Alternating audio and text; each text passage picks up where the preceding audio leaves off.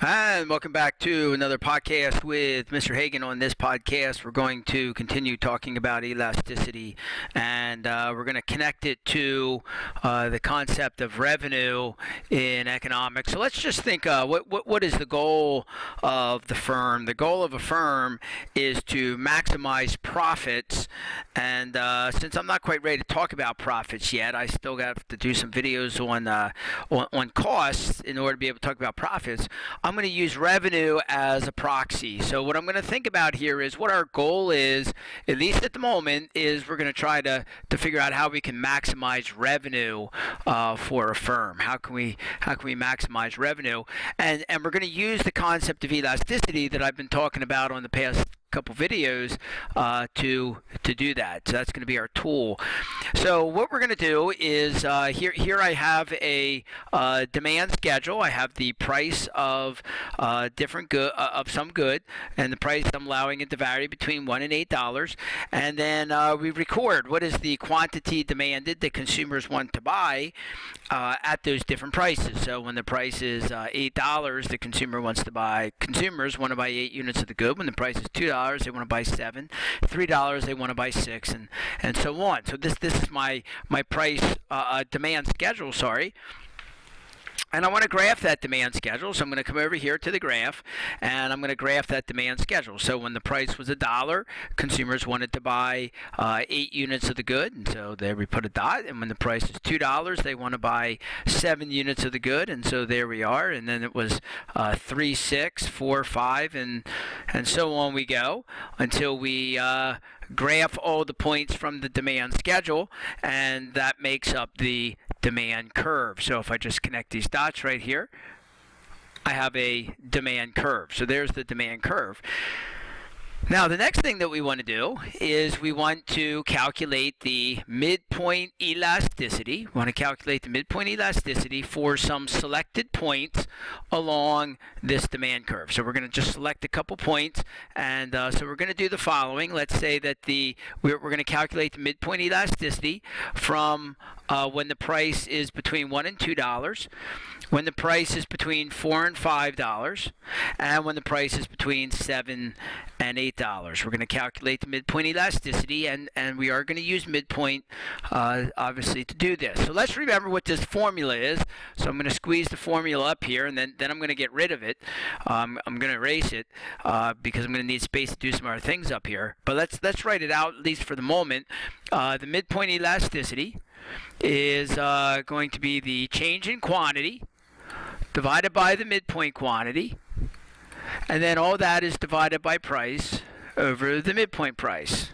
Okay, so that's going to give me my midpoint elasticity number. So let's do one of these together. So if I do if I go from when the price is $1 to the price is $2, the quantity demanded is going to go from between 8 and 7 units. So the change in quantity is going to be 1 from 7 to 8, and the the midpoint quantity is going to be 7.5. That's the midpoint between 7 and 8. So the midpoint quantity is going to be 7.5, all divided by the change in the price, which is 1, and we are ignoring negatives, so that's just 1, divided by the midpoint price. So the midpoint in here is 1.5.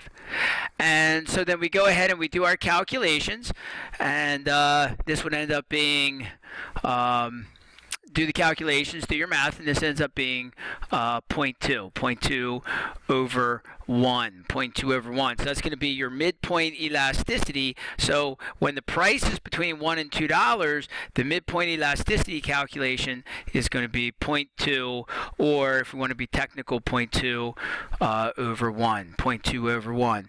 Now, we could also, I'm just going to give the answers here for these other two, but if you wanted to right now, you could pause the video and calculate the midpoint elasticity from 7 to 8, and then calculate the midpoint elasticity from 4 to 5, and then just start playing the video again, and I will give you the answers.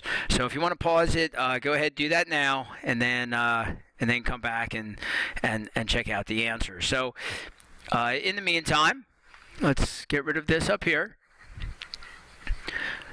And let's go back and look at these midpoint elasticities. So I did calculate these, and I got a midpoint elasticity when the price goes from 4 to 5. I got a midpoint elasticity of 1, or technically 1 over 1.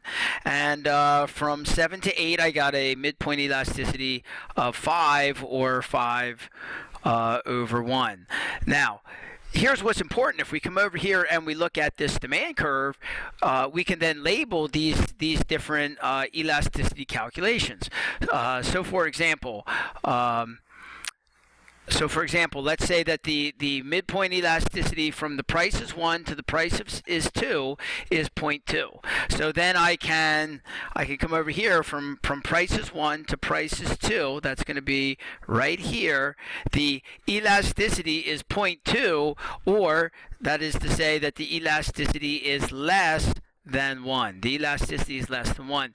And if the elasticity is less than 1, then we call that inelastic. That's going to be inelastic. So this portion of the curve is going to be inelastic. Okay, so now what about this portion where the price goes from 7 to 8? So when the price goes between 7 and 8, that's all the way up here, then the midpoint elasticity was 5. And so that means that the elasticity was greater than 1. And when the elasticity is greater than 1, then we call that part of the curve elastic. So that's an elastic portion of the curve. And then we have this spot here in the middle. When the price goes from 4 to 5, the elasticity is equal to 1. So that's going to be in between here. When the price is in between 4 and 5, then the midpoint elasticity is going to be exactly equal to 1. And that is called unit elastic. We've talked about that on previous videos. That is called unit elastic. Now the next thing that we want to do is calculate the revenue. We want to calculate the revenue at different prices. So if the price is $1, consumers will buy 8 units of the good. So they'll buy 8 units of the good at $1 a piece. That gives me a revenue of 1 times 8. The revenue is going to be $8. Okay, so the revenue is price times quantity. So I can go through, do the rest of these. If we set the price at $2, consumers will buy 7 units of the good. 7 times 2, that gives me a revenue of $14.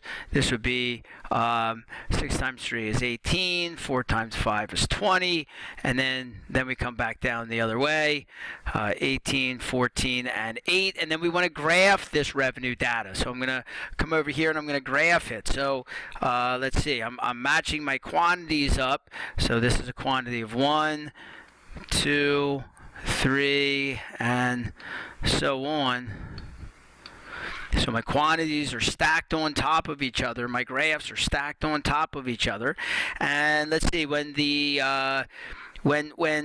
sell 1 unit of the good, that is to say when the price was $8, we sold 1 unit of the good and our revenue was 8. So at a quantity of 1, the revenue was 8. At a quantity of 2, the revenue was, that's right here, when the quantity was 2, the revenue was 14. And so we're just graphing the revenue curve. At 3, it was 18.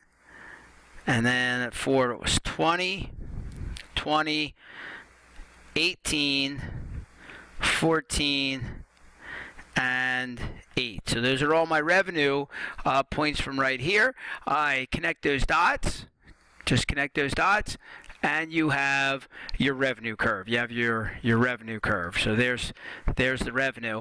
And so what's really important here is to look at what happens when the when you're at the point of unit elastic. When you're at the point of unit elastic, that is to say right here, when the price is between $4 and $5, when you're at a point of unit elastic, okay, then we're going to come over and we're going to mark that on this graph. We're going to come mark that on the graph and come down here to the revenue graph. When the price is $4, consumers will buy 5 units of the good. Bring that down, and here's what we notice. When we are at this point of unit elasticity right here, unit elasticity with the prices between $4 and $5, that happens to be the point at which we will maximize our revenue. And I'll say more about that here in a minute, but that's the point where you will maximize your revenue. So this helps the company develop a pricing strategy. In fact, look at what this pricing strategy looks like. If we are currently charging a price between $1 and $2, if we are currently charging a price between $1 and $2, the midpoint elasticity is going to be 0.2. And that is to say that we have an elasticity less than 1, and we are on the inelastic portion of the demand curve. So the question is, what happens if we raise our price? Okay, because if we're here between 1 and 2, our revenue is going to be relatively low. Okay, so what happens if we raise the price? Well, if we raise the price, since we can raise the price by a good amount, and because we're on an inelastic portion of the demand curve, that means that if we raise the price by 1%, quantity will only go down by 0.2%. Quantity will only decrease by a little bit, because that's important, because remember, revenue is made up of price times quantity. So when you raise your price, okay, that helps increase your revenue because the price is going up. However, when you raise your price, the quantity is going to go down, and that's going to put downward pressure on your revenue. But as long as the increase in price, in this case 1%, as long as the increase in price is greater than the decrease in quantity, which is only 0.2%, because we're on an inelastic portion of the curve, the increase in price is large, but the decrease in quantity is relatively small. So the overall effect is that you can raise the price, and that will actually increase your revenue. As you raise the price, quantity will decline. However, the percent increase in price is larger than the percent decrease in quantity, and so your revenue will actually rise. You will actually increase your revenue. So we can say this: if you are on an inelastic portion of the curve, if the elasticity is less than 1, then we can say you're on an inelastic portion of the curve. So our recommendation to the company is that you can raise your price, and that will cause, if you raise price, that will cause an increase in revenue. You can raise your price in order to increase your revenue, and then so that would be our recommendation. And then if you are on the point of the curve where the elasticity is greater than 1, that is to say you're up here where it's relatively elastic, now you don't want to raise your price. Now you want to cut your price, because if you cut your price, the decrease in price of 1% will cause an increase of consumption by 5%. That is to say, you cut your price just by a little bit, and your quantity will go up by a lot. So price goes down just by a little. That causes a big increase in quantity. And so as a result of that, when the price is relatively high and we are on an elastic portion of the demand curve, our revenue is going to be low, so we can decrease prices, and the decreased price will cause a relatively large increase in quantity. The consumer will buy a lot more of the good. So if you are on an elastic portion of the demand curve, if the elasticity is greater than 1, then we recommend cutting prices in order to increase revenue. And you would continue to carry out those two strategies until you get to the point, okay, if you're down here, inelastic, raise prices. If you're up here, elastic, cut prices in order to increase your revenue until you get to this sweet spot here in the middle. The sweet spot in the middle is where you are at elasticity equals 1. That's where you are unit elastic, and that is where you will maximize the company's revenue. That's where you will maximize revenue. So, short answer, let me summarize this real fast. Inelastic portion of the demand curve, raise prices to increase revenue. Elastic portion of the demand curve, cut prices in order to increase revenue. To get to that point of unit elasticity, where you are maximizing revenue. All right, thanks for joining me. This has been Mr. Hagan on another podcast, and we'll see you on the next Econ podcast.